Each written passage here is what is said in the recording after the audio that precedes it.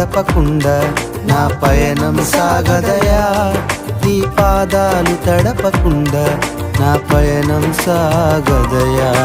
ప్రార్థన వలనే పయనము, ప్రార్థనే ప్రకారము, ప్రార్థనే ప్రాధాన్యము, ప్రార్థన లేనిదే పరాజయం.